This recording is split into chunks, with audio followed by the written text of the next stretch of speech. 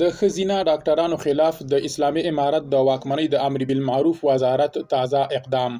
نوموړي وزارت ښځینه ډاکټرانو ته څنګه سپارښتنه کړې؟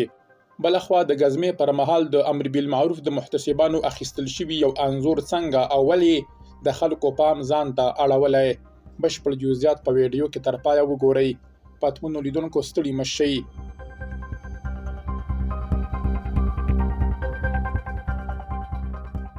د ښځینه ډاکټرانو خلاف د تازه اقدام خبر هم لرو، خو پیل د امر بالمعروف د محتسبانو پر یو مشهور شوي انځور کوو. دا د طالبانو د امر بالمعروف له ګزمې څخه اخیستل شوی عکس دی. پر ټولنیزو شبکو خپور شوي دی عکس د خپل ځانګړي پیغام له وجې د ډیرو پام ځان ته اړولی دی.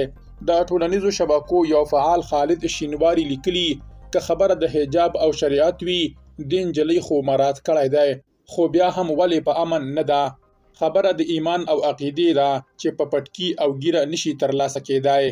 د طالبانو د امر بالمعروف او نهي عن المنکر وزارت محتسبانو د 6 ولایتونو له روغتونونو او کلینیکونو څخه غوښتنه کړې نران ګیري پرېږدي او د نارینه او ښځینه کارمنانو او مراجعینو د تګ او راتګ لارې تمځي او کارزي سره جلا شي.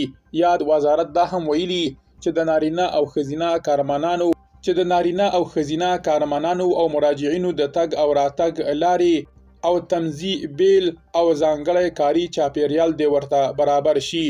دا څرګندونې د چهارشنبې پر ورځ د زابل، کندهار، هلمند، غزني، پکتیا او خوست ولایتونو محتسبانو د خپلو اصلاحي کړنو په دوام په یادو ولایتونو کې د ځینو روغتونونو او درملتونونو له مسؤلینو سره په ناستو کې کړي دي.